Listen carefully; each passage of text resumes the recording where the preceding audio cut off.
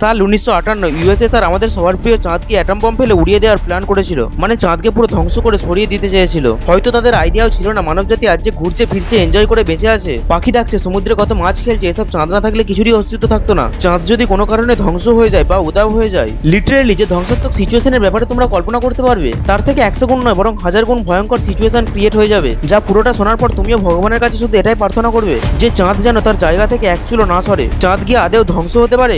যদি ধ্বংস হয় আমাদের পৃথিবীতে কি এফেক্ট পড়বে? তো চলো শুরু করা যাক আজকের এই খতরনাক সাইন্টিফিক অ্যামেজিং ইমাজিনেশনে। 1957 সালে আমেরিকা শুধু অ্যাটম বম মানে পরমাণু বোমের সাহায্যে পুরো চাঁদকে ওড়াতে চেয়েছিল। কিন্তু আদেও কি চাঁদকে পরমাণু বোম দিয়ে ওড়ানো যাবে? ওয়েল, ইম্পসিবল তো নয়, কিন্তু পসিবল হওয়াটাও অলমোস্ট ইম্পসিবল। কারণ চাঁদের ডায়ামিটার 3474 কিলোমিটার। তো এটা কতটা বড় নিজেই ভেবে দেখো। যদি আজ অব্দি সবচেয়ে শক্তিশালী নিউক্লিয়ার বম, জার বম বা যেটার ক্ষমতা 50 মিলিয়ন টন টিএনটি সমান, যেটা হিরোশিমাতে ফাটানো পরমাণু বোমের চেয়ে 3800 গুণ বেশি পাওয়ারফুল ছিল, এই জার বোমা দিয়ে যদি চাঁদকে ফাটাতে যাও তাহলে 10 নয় 100 নয় বরং 600 বিলিয়ন জার বোমা লাগবে। না হলে তুমি চাঁদের একটি চুলও বাঁকা করতে পারবে না। 1000টা অ্যাটম বম ফাটালেও চাঁদের কিছু এসে যায় না। কারণ হতে পারে চাঁদের গ্র্যাভিটেশনাল ফোর্স পৃথিবীর থেকে কম, কিন্তু এর মাঝে যদি একটা ফাটল এসে যায় না, তাও এই একটাও ভাঙা অংশ নিজের থেকে আলাদা হতে দেবে না। এতটা গ্র্যাভিটেশনাল ফোর্স তো অবশ্যই আছে, মানে এই ভাঙা অংশগুলোকে নিজেই ধরে রাখতে পারে, এতটা ক্ষমতা আছে। আচ্ছা চলো আমরা কোনো বম ফাটাবো না, কিন্তু কি হবে যদি চাঁদের উপর কোনো বড় অ্যাস্ট্রয়েড এসে পড়ে? হ্যাঁ, এই কেসে চাঁদ ধ্বংস হতে পারে, কিন্তু সেই অ্যাস্ট্রয়েডের সাইজ বিশাল বড় হতে হবে। যে সাইজের কথা বলছি এই সাইজের অ্যাস্ট্রয়েড পুরো সোলার সিস্টেমে মাত্র 3টে আছে। প্রথমটি হলো সিরিজ, যার ডায়ামিটার 940 কিলোমিটার, যেটা অ্যাস্ট্রয়েড বেল্টের মধ্যে থাকা সবথেকে বড় অবজেক্ট। দ্বিতীয় হলো ভেস্টা,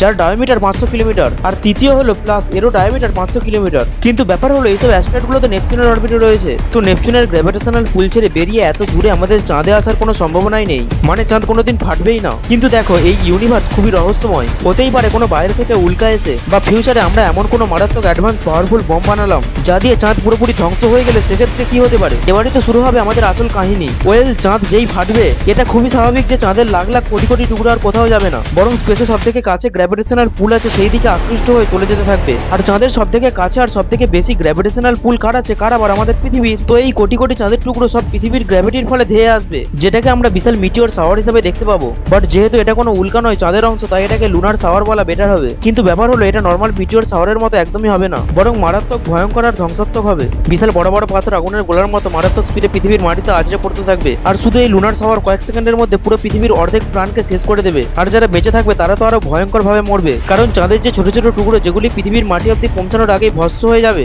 সেগুলো পৃথিবীর অ্যাটমসফিয়ারের তাপমাত্রা ভীষণভাবে বাড়িয়ে দেবে। একসময় বায়ুমণ্ডল এত গরম হয়ে যাবে যে চারিদিকে আগুন জ্বলে উঠবে, আর কোনো প্রাণী এই তাপমাত্রা সহ্য করতে পারবে না। তারা লিটারেলি সবাই জ্যান্ত অবস্থায় পুরো ছাই হয়ে যাবে। এবার একটা অন্য পসিবিলিটি আছে, যেটা হলে আমরা এই মিটিওর শাওয়ারের আগুনের ঝলকানি থেকেও বাঁচতে পারি। সেটা হলো যদি চাঁদের ভাঙা টুকরোগুলো পৃথিবীর মধ্যে না ঢুকে পৃথিবীর বাইরে রিং হয়ে যদি ঘুরতে থাকে, ঠিক যেমন শনি গ্রহের রিং আছে। এমনটা হওয়ার চান্স খুবই কম, কিন্তু হতে অবশ্যই পারে। তো যদি এমনটা হয় তাহলে কি হবে? ওয়েল, সেক্ষেত্রে তো শুরু হবে আরেক ভয়ঙ্কর প্রলয়। বেঁচে যাবে কোথায় বন্ধু? পিকচার আমি বাকি হে। এখন চাঁদের গ্র্যাভিটেশনাল পুলের কারণে আমাদের পৃথিবীর ঘোরার স্পিডও কম আছে, তাই এখন 24 ঘন্টায় একদিন হয়। এই চাঁদ লিটারেলি পৃথিবীর ঘোরার স্পিড 3-4 গুণ কমিয়ে রেখেছে। কিন্তু যদি চাঁদই উড়ে যায় তাহলে তো পৃথিবীর ঘোরার স্পিড 3-4 গুণ বেড়ে যাবে, আর মাত্র 6 ঘন্টায় একদিন হবে। ভাবছো এটা তো ভয়ঙ্কর কিছু হলো না? আবারও বলছি, পৃথিবীর স্পিড 4 গুণ বেড়ে যাওয়ার মানে বুঝতে পারছো? পৃথিবীতে যে হাওয়া বইবে তারও স্পিড হবে 480 কিলোমিটার পার হাওয়ার। আর আজ অব্দি সবচেয়ে ভয়ঙ্কর হারিকেন এসেছিল, যেটা স্পিড ছিল 178 কিলোমিটার পার হাওয়ার। তাতেই পুরো শহর তছনছ হয়েছিল। তাও কোথায় 480 কোথায় 178। এই হাওয়ার স্পিডে কোনো মানুষের বা পশু পাখির বেঁচে থাকা অসম্ভব।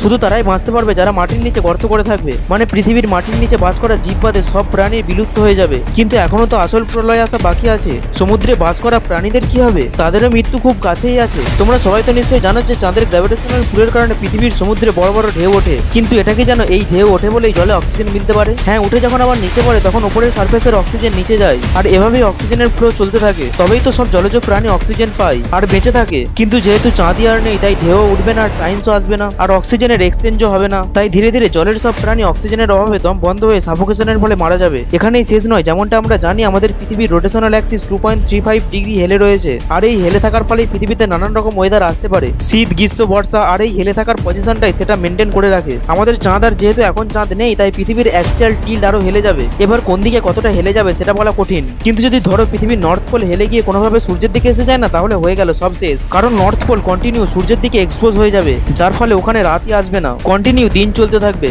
আর সব বরফ গলে গিয়ে আসবে মারাত্মক ভয়ঙ্কর সুনামি। এই সুনামি এতটাই বিশাল হবে যে পুরো পৃথিবীতে যত শহর, দেশ, মহাদেশ, মানে যত সলিড সার্ফেস আছে সব জলে ভেসে যাবে। আর তখন দূর থেকে তাই পৃথিবীকে একটা শুধু নীল গোলার মতো দেখাবে। এত কিছুর পর আর কি কিছু বাকি আছে? হ্যাঁ, একটা জিনিস তো বাকি আছে। এখন যখন চাঁদই আর নেই, তাই চাঁদের গ্র্যাভিটেশনাল পুলও আর থাকবে না। তাই অন্য কোনো গ্রহের গ্র্যাভিটেশনাল পুল হয়তো পৃথিবীর ওপর এফেক্ট ফেলবে। হয়তো পৃথিবীর কাছেই থাকা মঙ্গল গ্রহের গ্র্যাভিটেশনাল ইনফ্লুয়েন্স যদি বেশি থাকে, তাহলে পৃথিবীর অরবিট ডিফ্লেক্ট অব্দি হতে পারে। তারপর পৃথিবী কোন দিকে থাকবে, কোন অরবিটে ঘুরবে, তার কোনো গ্যারেন্টি নেই। তাই আবার পৃথিবী অন্য কোনো গ্রহ বা অ্যাস্ট্রয়েডের সাথে যখন খুশি ধাক্কা লাগতে পারে, আর যে কোনো মুহূর্তে পৃথিবী ধ্বংস হতে পারে। আর ভাবা যাচ্ছে না, সিরিয়াসলি একটাই কথা ভেবে খুশি থাকো যে চাঁদ আছে, আর এভাবেই যেন পৃথিবীর পাশে থাকে সবসময়। বরং চাঁদকে না উড়িয়ে নিচের লাল সাবস্ক্রাইব বাটনটায় ক্লিক করো, আর যদি ভালো লাগে তাহলে একটা লাইক করো। আর দেখা হচ্ছে অন্য কোনো ভিডিওতে। ততক্ষণ পর্যন্ত সুস্থ এবং ভালো থাকবেন। বাই।